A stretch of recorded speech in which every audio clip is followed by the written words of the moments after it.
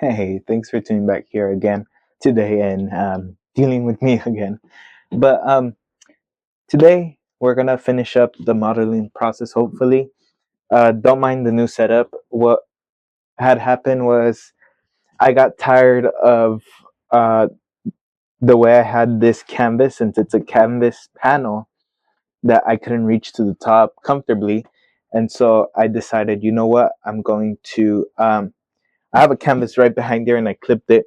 That way I can reach to the top because initially when I designed this easel, um, I did not design it for canvas panels. I only designed it for stretch canvas since that was my primary use.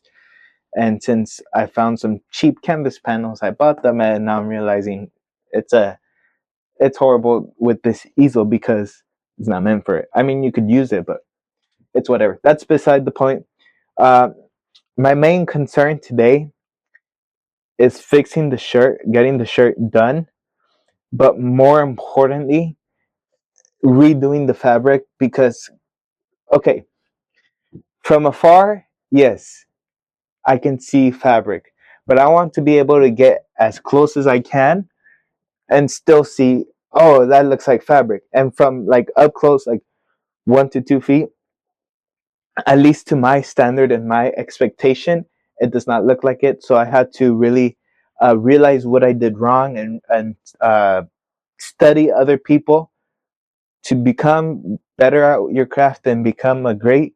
You have to study the great. So that's what I did. I was studying, and so we're back here. It's been 24 hours since I shot the last video, which is last week's video, and we're gonna go ahead and tackle those two things. Um, we're gonna work some things like the shadow here, the face, a little more highlights on the hair, but it's getting there. You start to see more resemblance, and you start to feel it a little more. So, uh, without anything more to say, let's just get straight into it. Let's switch to cutting the scenes and voiceover. So, Future Owl, take over.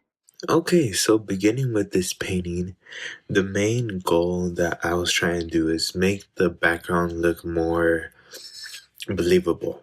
So, as you saw earlier, what I did was I mixed up three tones of color. I mixed up, well, not three tones, three different values of the same color. What I mean by that is I mixed up a gray bluish color. So, I believe it was ultramarine blue, burnt umber, titanium white, and that color probably leaned more towards the blue.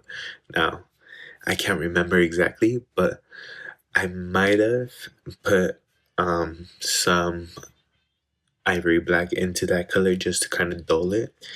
But anyways, what I mean by value is having some lighter, having the mid-tone, and having some darker, just having different tones that you can work with. Um, and so you see me here just blocking in shapes. I'm trying to block in different shapes for the background because the background curtain, for me, it has a lot of character, but in the reference, we don't see much of that. But in the painting, I wanted to depict the background with um, more character, more little tweaks, and not because I wanted to compete with the model, but I wanted to complement each other because I feel like it would be a little too plain if I did one solid color. But likewise, if you take that same approach and you go too heavily, then you take the intention off. So really, it was a matter of finding that middle ground that I was satisfied with, of not too detailed but not under detailed. And so you see me adding in those highlights, those midtones, and those shadows, and all I'm doing is just blending in those tones, making sure they all kind of work together. And the goal here was I want to be able to step back 5 to 10 feet, look at the painting, and say, yeah, of course, that's fabric. And honestly, that's where majority of my time um, in the early process of the painting goes to, because I'm just trying to figure out, and I couldn't find a certain video that I felt matched it. So I kept trying to figure it out. Yes, I had an idea on how I was going to achieve it, but I did not know exactly how, like a step by step. Honestly, that's what I like about this painting more, and what I took back from this process is enjoying not knowing how to do something exactly to get the results you want. And the reason why I say that is, if you know everything based off how someone tells you, in my opinion, I feel like you don't learn as you would if you're trying to figure it out on your own. Now, let me explain on why I say that. The reasoning for that is, again, it's just my opinion, but if you take a step by step guide by 100%, then you're doing somebody's painting and somebody's style. And yes, if you're beginning, sometimes you have to do that to learn. But in my opinion, and I learned this, um, I guess when I first started painting, I learned this, but this series reminded me this again, that all you really need is a general idea,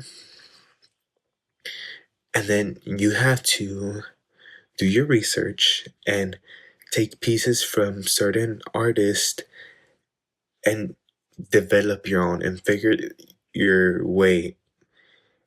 Now, neither way is the right way nor the wrong way. But in my opinion, having that struggle and not knowing exactly the right way forces you to think, and with you trying new things out, it creates a style for you. Now, maybe maybe you don't do full realism. Maybe you do, like, I know this probably isn't a terminology, but maybe you do semi-realism where, oh, it looks really good, but it's not realistic, or it's not cartoonish. Maybe your style is like the right in between. Who knows? What if my paintings for portrait remain like this, where it's not too realistic, not too cartoonish? I don't know, but we have to create that style. And that's what I encourage people to do. And that's what I went through with this series is, yes, knowing my end goal, knowing where I'm at, knowing the knowledge I have, but not going 100% with it and just trying to figure it out on my own. And so with that, I'm adding in like lines of shadow, lines of highlights, just trying to make the background look like fabric. Um, Honestly, I was desperate that time, but also I filmed very late, so I feel like the combination of filming late and just not getting where I wanted to be had an impact. But I'm just trying to throw things up against the wall to make things work. And then as you see here, I'm just covering up some of that, um, because I'll look at it in one moment, I'll say, yeah, it looks good. And then another second, then I'm just like, I completely hate it and I don't want it there. And that's completely fine. But again, it's creating one's own style and also getting the painting to where it needs to be to satisfy one's needs. And so, after dealing with the background for a good while, I decided, you know what, I'm going to work on the shirt because honestly, in my opinion, I've always been a little better when it comes to like clothing on people. I've noticed that when it came to my life drawing class, and I can just kind of figure out how the clothing and the fabric works around the body based off the shapes. And so as you can see here, all I'm doing is adding in shadows. That way I can lay in my midtones, I can lay in my highlights, but with my shadows blocked in, then I can work around it and it can be a bit more realistic because you have to have that foundation of your shadows or your highlights before you go in wanting with your midtones and all that. And so all I'm doing is I'm going in with my base shadow color, not the darkest, not my mid-tone, but just like a base shadow color. And I'm just kind of marking out where I'm going to want the wrinkles, where I think the shadows is going to hit. So on the arm, you see a shadow right there, and then you see me starting into blocking the midtones. So it's all about just building on layers and layers until you're satisfied with it. It starts, at least with me, it starts with shadows, then midtones, and then highlights. And then based off that, I adjust or I leave it as is. Um, so I'm just going back and forth, making sure um, those values are where I want them to be, but also I'm blending them out. That way, that transition is smoother and you don't see where one starts and one ends. Um, the last thing you want is a harsh line when it comes to values. So you want to be able to blend them out and make it look like a good transition. But, anyways, I go back to the backdrop for some reason. Um, I believe at that time I something occurred to me where I was just like, oh, maybe this might work for the backdrop. And so that happens a lot when I'm working, where I don't really stick to one certain um, part of a painting, but I work where I think I should be working on. So one second I might be working on an eyelash, but this the next second I'm working on the backdrop, and the following second I'm working on a skin tone, and then back to the eyelash.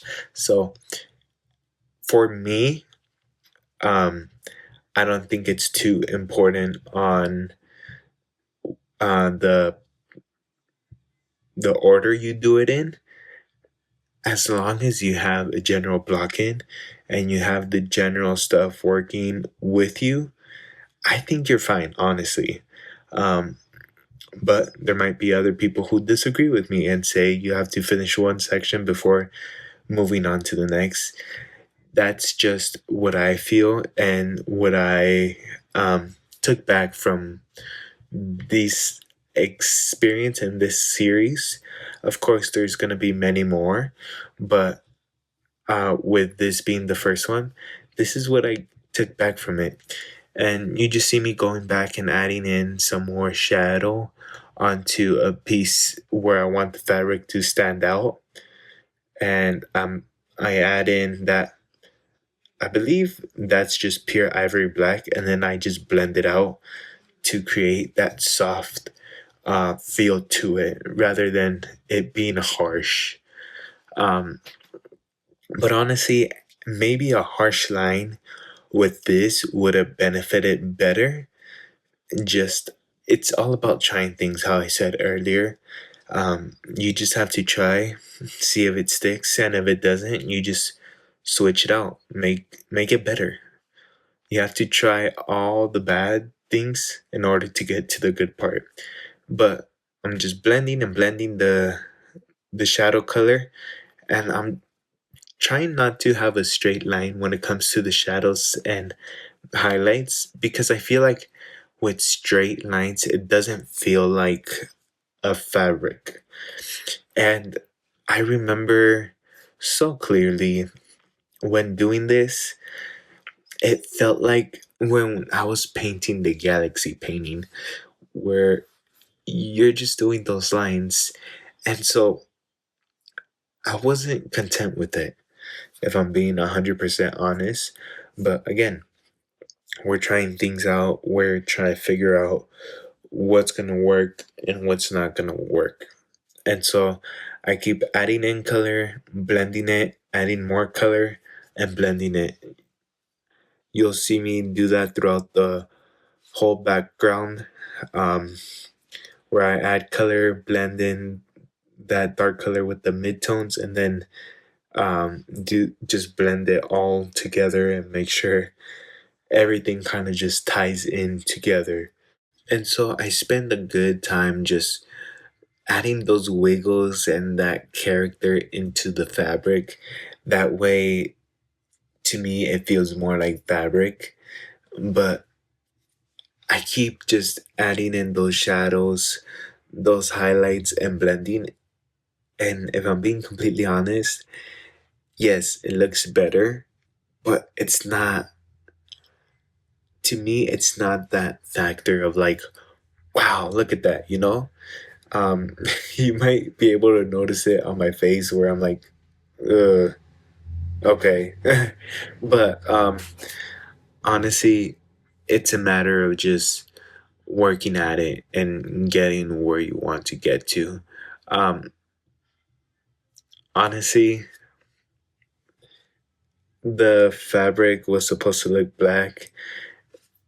It was supposed to be a black fabric, but it looks gray with black, and it's a whole different thing. But based off where I seen it get to at the end process, I'm okay with that. And so going back to the topic of trying to figure out new ways and trying to uh, develop one own strategy, I was just adding in highlights with the script liner and blending it to see if it popped more. But after a while, I just kind of left it as is and shifted my focus onto the hair. Um, as you can see, I wanted to have the hair a little more darker around the edge. That way, it stands out a bit more against the background and it doesn't blend in and become one. And after having that um, part of the painting kind of done, I move on to the shirt, going back and focusing on getting in those shadows. And so, as you can see in the reference, there's a shadow on her left side of the image. And so I blocked it in, and then I'm also blocking in some of the highlights that we see around the shirt based off the lighting.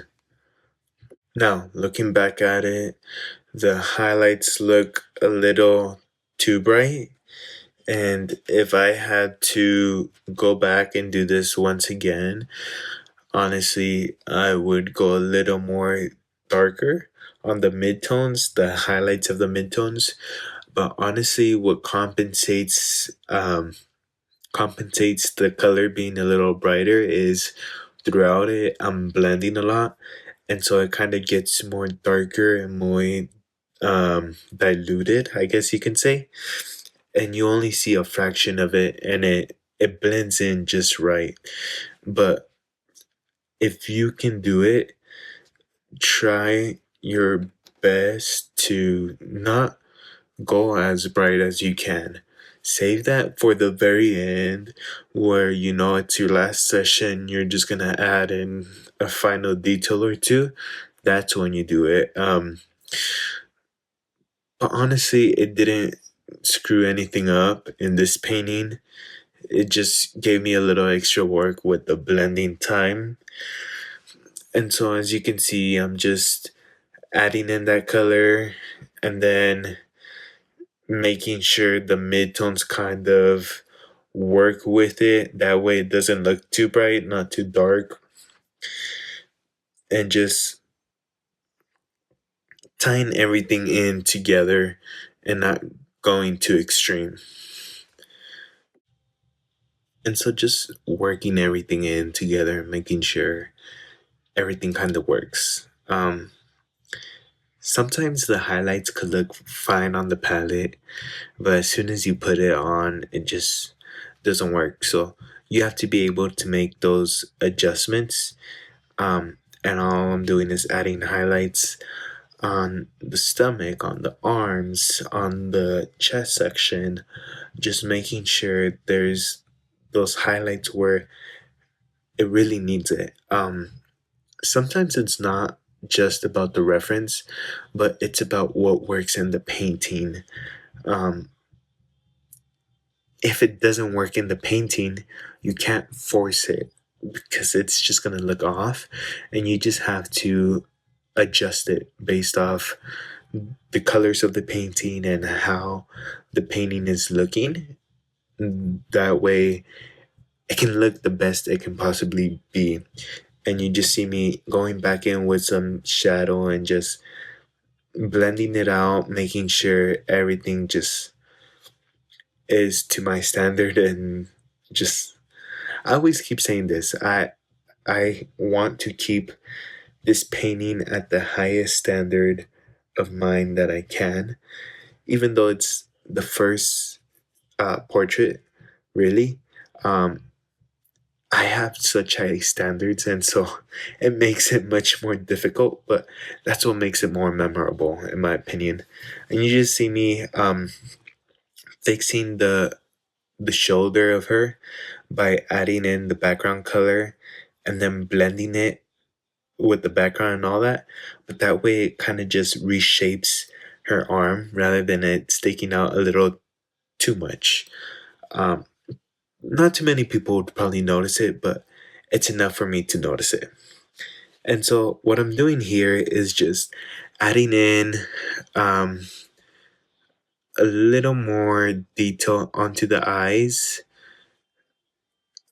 just making sure when you're up close, you can see those little details, and those little details, at least to me, is what matters a lot. And just fixing the eyelashes, making sure everything's to how I like it. Again, going back to my standards. But then also, because of all the blending we did, I have to fix the hair. And so I'm going in with thinned out ivory black. So just ivory black with some paint thinner. And I'm just adding in those strands of the hair.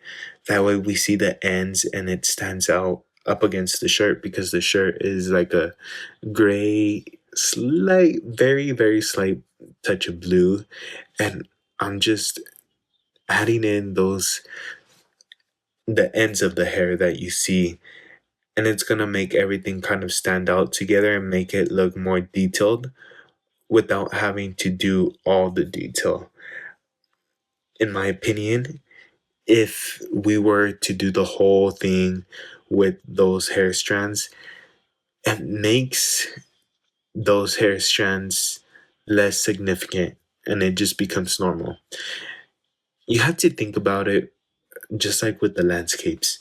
With the landscapes, when you add in a little extra highlight on the grass, you try to keep it as limited as you can. That way, you notice it's an extra highlight. The same thing with the hair. You don't want to add all those extra detailed hair strands all over the hair, because then it makes the other ones less significant. Or maybe you do want to add it, but you want to blend it out where it's not as strong, but you see it. So it's just a matter of going back and forth and getting it where it means something rather than just being on there to be painted on and said you paint it. Um, and also getting the curve and the form of the hair. If the hair has a curve, you want to get that in. You don't want to just paint it all straight, all curly. You have to look at your model and you have to analyze things before doing it. So it takes its toll, but you have to just take your time, not rush it, and really work on these little things. Of course, if you're not um, someone who focuses on the little detail, then it's fine. You can leave it how it is, however you're satisfied. But me personally, I focus on the smallest little details. So any little thing, even if one strand of hair that I paint looks too dark, I have to go back and blend it. If not, it's gonna bother me. So that completes today's video. I would keep going honestly, but I've been here, let me see, maybe like 2 to 3 hours in the studio, give or take 2 or 3 hours.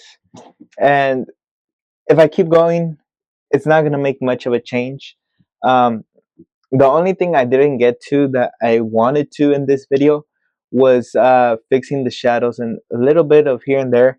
But honestly, it's not a big of a deal. Like if I look at it, I see, oh, that's her, you know? Obviously, we can tweak some little things, but it's not a big deal where it's like, that doesn't look like her because of that. And so for that, I didn't really stress too much about it, but we will address it in the uh, final details in the last episode, next episode, I believe. So we'll address that. We have her eyelashes, eyebrows, everything in place and in proportion. We got all the wrinkles in the shirt. I was struggling so much on the fabric, but that's a thought for next video where I explain the whole process and my feedback and all that. But overall, um, I'm satisfied with it so far, and we'll get back to it next week. I don't know if I'm going to paint again tomorrow because my mind right now is just, oh my god, I'm overthinking the smallest details, and you don't want to be there. If you're stressing out about something, you have to take a break from it and just fully take a break, analyze what you were doing wrong, and then go back.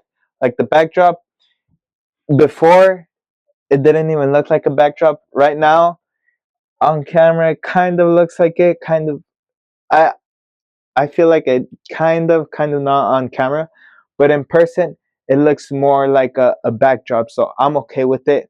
Obviously, again, it's something I could keep going and going, but at the end of the day, I'm not gonna stress too much about it because these are my first couple of portrait paintings, and I don't expect to get the Mona Lisa. So, anyways, enough stalling your guys' time. I appreciate you guys watching, and if you're not already, please make sure to subscribe. It helps the channel out, and make sure to leave a like, share this with a friend, and I like to wish each and every one of you the best of luck, a good day. I'll see you next week. I wish you a good week, and until then, take care, and I'll see you next Friday. Goodbye.